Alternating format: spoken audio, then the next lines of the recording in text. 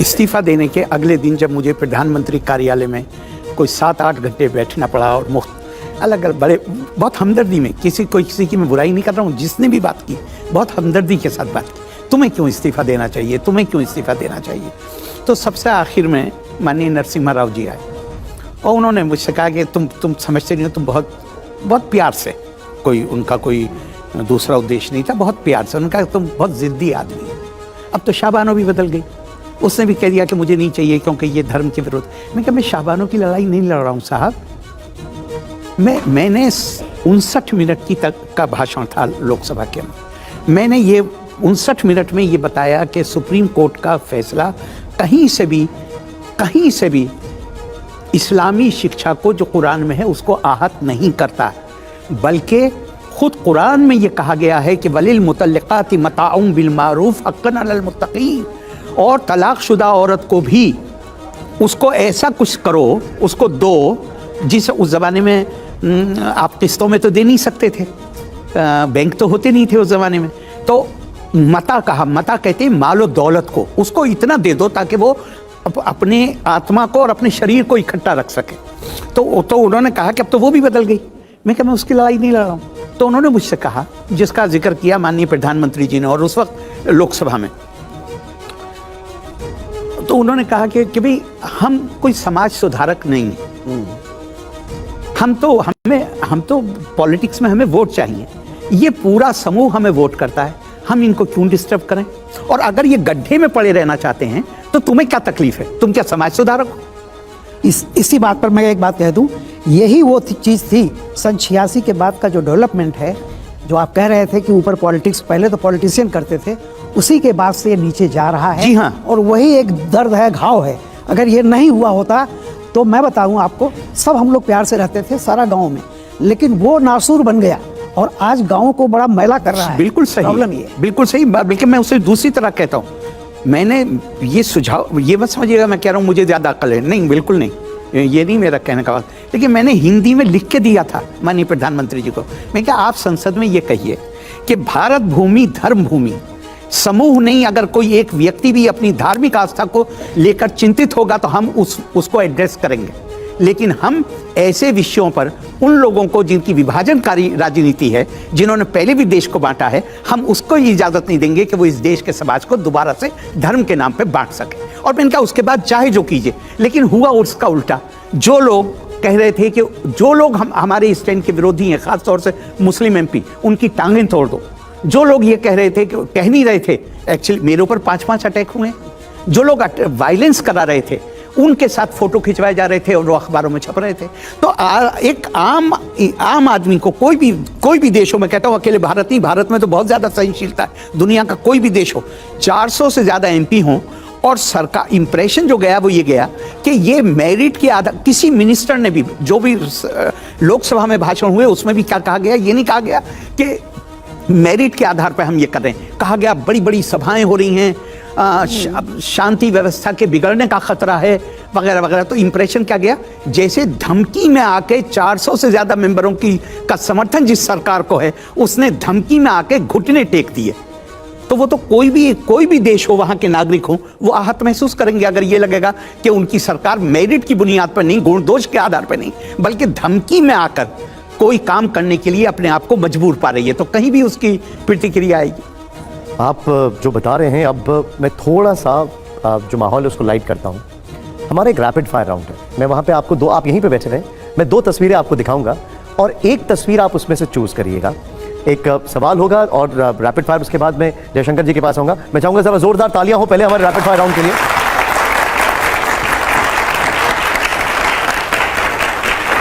आपको एक तस्वीर चूज करनी है, जरा प्ले करिए। हमारा पहला सवाल क्या है, दिखाइए जरा। बेहतर राजनेता कौन, राजीव गांधी या राहुल गांधी? मैं इंडिविजुअल्स को कंपेयर करने में यकीन नहीं रखता और इंडिविजुअल्स पर अपनी उम्मीदें पिन नहीं करता। ठीक, अगला दिखाइए जरा। राम मंदिर आंदोलन में योगदान का क्रम की हम बात कर रहे हैं। आडवाणी जी हैं, वाजपेयी जी हैं, अशोक सिंघल जी हैं, मोदी जी हैं, आपकी पर्सनल राय? ये बड़े बड़े नाम हैं, लेकिन मैं ये मानता हूं कि वो आदमी जिसने अपनी जान, जिसको कुछ नहीं मिलना था, जिसने अपनी जान दी है, आप उसको क्यों इग्नोर कर रहे हैं?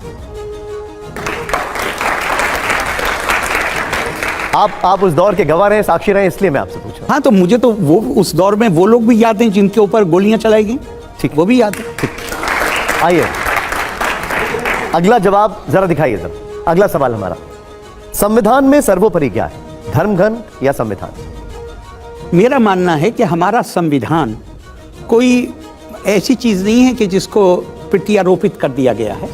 ये संविधान बुनियादी तौर पे, आप संविधान सभा में जो लोग बैठे थे उन पर नजर डालिए, उसमें एक बड़ी तादाद उनकी थी जो भारतीय परंपराओं में, भारतीय आदर्शों में, भारतीय मूल्यों में, भारतीय परंपराओं में उनका गहरा विश्वास था। ये बड़ा भ्रम पैदा हुआ है सेकुलरिज्म की वजह से कि जैसे हमने ये आयातित की हैं चीज़ें। नहीं, सेकुलरिज्म तो यूरोप में आया है, इसका इतिहास 150 साल पुराना भी नहीं। भारत ने अपनी सभ्यता की यात्रा शुरू की है इस उद्घोष के साथ, एकम सद विप्रा बहुधा वदंती। अब इसके साथ शुरू की है कि हर किसी के अंदर हमने व्यवहारिक तौर पर गड़बड़ियां की, मैं स्वीकार करता हूं, और उसी का हमें कीमत अदा करनी पड़ी। लेकिन हमने तो उद्घोषणा की है, शंकराचार्य ने, आदि शंकर ने जो 4 मठ बनाए उनको 4 महावाक्य दिए चारों वेदों से, अहम ब्रह्मास्मि, तत्त्वमसि, प्रज्ञानम ब्रह्मा, अयम आत्मा ब्रह्मा, जिसमें सबका जोर यह है हर व्यक्ति के अंदर दिव्यता है। और अगर जैसा मैंने पहले कहा, अगर मैं एक बार इस बात को ठीक से समझ लूं, हर व्यक्ति के अंदर दिव्यता है, कभी संभव नहीं है कि मैं उसके पैर पर पैर रखने की चेष्टा करूंगा। मेरा अगला सवाल दिखाइए सर।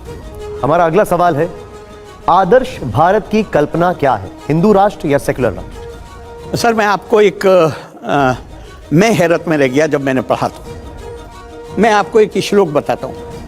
पाषंड नैगम श्रेणी पूगा विराट गुणादिशु संरक्षेत समयम राजा दुर्गे जनपदे तथा। मध्य प्रदेश से छपने वाले जुडिशियल जर्नल में जो हाईकोर्ट छापता है उसमें कहा गया है कि ये, मुझे अब सही याद नहीं आ रहा कि सामवेद से है या ऋग्वेद से है। अब इसका अर्थ जान लीजिए, उसके बाद अब ये तो हिंदू, मतलब एक आमतौर से तो यही माना जाएगा ना कि ये हिंदू ग्रंथ है। वो अपने आप को नहीं कहते, हिंदू नाम ही बात को आया है, सनातन ग्रंथ है ये, तो इसमें तो कोई डाउट नहीं है। इसका अर्थ क्या है? पाषंड उनको कहते थे जो वेदों का इनकार करते, वेदों को अस्वीकार करते हैं। नैगम जो वेदों को मानते हैं, या कोई भी हो, राजा का यह धर्म है कि वो सबको समान रूप से सुरक्षा प्रदान करेगा।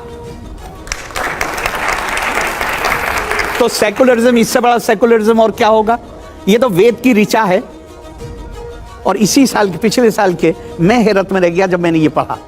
ये मध्य प्रदेश के हाई कोर्ट का जो जर्नल है, एनुअल वो छापते हैं, उसमें ये श्लोक कोट किया हुआ है। एक बार जोरदार तालियां हो जाए मेरे इसके लिए। हमारा अगला सवाल दिखाइए जरा। विश्व शांति के लिए खतरा कौन है, इजराइल या फिलिस्तीन? अभी आप जिक्र कर रहे थे। मेरा मानना है कि शांति के लिए खतरा कोई भी वो मानसिकता है जो मेरे तेरे का भाव बोती है। अयम निज परो वेति गणना लघु चेता साम उदार चरिता नाम तू वसुदेव कुटुंबकम। मैं जजमेंट में नहीं बैठना चाहता किसी के बारे में, लेकिन जो भी कोई ये कहे मैं सुपीरियर हूं, चाहे मैं वंश के आधार पर सुपीरियर हूं, चाहे मैं आस्था के एतबार से सुपीरियर हूं, वो वहां से खतरा पैदा होता है, उसमें कोई संदेह की बात नहीं। इस रैपिड फायर राउंड का आखिरी सवाल, और दिखाइए जरा यहां पर। बेहतर प्रधानमंत्रियों का क्रम अगर आप बताना चाहें। मैं इसलिए नहीं बताना चाहूंगा कि मैं समझता हूं, मानता हूं, पूरी तरह मानता हूं इस बात को, comparisons are always odious. Comparison कभी नहीं करना चाहिए। कोई दो व्यक्ति एक प्रकार के नहीं होते। कंपैरिजन होता है उनके बीच में जो एक प्रकार के हों। अगर एक प्रकार के नहीं है, हर किसी की प्रकृति अलग है, तो हमें उसका कंपैरिजन नहीं करना चाहिए। और उसमें एक खतरा और है जो हमें भारतीय दृष्टिकोण से हमसे कहा गया है कि जजमेंटल बनने की कोशिश मत करिए। आपने चारों के साथ काम किया है, आपका सबसे अच्छा अनुभव किसके साथ रहा? मेरा अनुभव किसी के साथ भी खराब नहीं रहा। ठीक ठीक ठीक है। हमारे एडिटर जयशंकर जी हैं। जयशंकर जी प्लीज अपना सवाल पूछिए। हाँ, मैं अंशुमान जी की बात से आगे बढ़ाना चाहता हूँ कि जो आज के राम भक्त हैं, राम को प्रतिशोध के प्रतीक के स्वरूप पेश करने की कोशिश करना है। आपने जैसे पश्चिमी उत्तर प्रदेश का उदाहरण दिया कि जो जमींदार होते थे उनके यहाँ से होली शुरू होती थी, उन्हीं के यहाँ ख़त्म होती थी। लेकिन आज की तारीख में उसी पश्चिमी उत्तर प्रदेश में बगल के हरियाणा में जब रामनवमी का जुलूस निकलता है, हनुमान का जुलूस निकलता है, तो दूसरे धर्म के जो पूजा स्थल है वहाँ जा करके गाली गलौज और इस तरह के भड़काऊ नारेबाजी में होती है। पहले तो नहीं होता था। पहले भी राम हम लोग के आराध्य थे, आस्था के प्रतीक थे। पहले ऐसा नहीं होता था, लेकिन आज ऐसा हो रहा है। दूसरी तरफ यह है कि एक सुनियोजित राजनीति के तहत देश की माइनॉरिटीज और ख़ास तौर से मुसलमानों को हाशिए पर रखने की कोशिश की जा रही है। आज संसद के दोनों सदनों में एक भी सत्तारूढ़ दल के पास एक भी मुस्लिम सांसद नहीं है। मंत्री होने की बात ही नहीं। विधानसभाओं में भी अगर आप देखिए घूम करके, तो उसमें भी मिलेगा आपको कि शायद इक्का दुक्का कहीं कुछ हो गया तो हो गया। अब तो 100 पीस भी रखने की जरूरत नहीं महसूस की जा रही है। सत्तारूढ़ राजनीति अब 100 पीस की भी जरूरत नहीं महसूस कर रही है कि चलो मुस्लिम समुदाय से या अल्पसंख्यक समुदाय से हम किसी को ला करके रखें। तो ये राजनीति किस तरफ ले जाएगी? ठीक, मैं देश को एक शायर का एक शेर है, वो आपकी खिदमत में पेश करता हूँ। उसमें मेरे ख्याल से इसका जवाब, वक्त करता है परवरिश बरसों, हादसा एकदम नहीं होता। क्या बात। 1986 में जिस किस्म की राजनीति के बीज बोए गए, दीवार पे लिखा नजर आ रहा था। मुझसे लोग कहते थे तुम पागल हो गए हो कि तुम इस उम्र में सरकार छोड़ लो। मैं कहता था नहीं, यहां से देश की राजनीति ही बदल जाएगी। ऐसे वैमनस्य के बीज बोए 1986 में। अब आपने एक वक्त तक फिर उसके बाद ऐसे लोग आए जो और लंबे समय, ये देश बड़ा देश है। मौलाना आज़ाद ने 1946 में इसे भविष्यवाणी, वो उन्होंने तो नहीं कहा, लेकिन हम इसे भविष्यवाणी मान सकते हैं।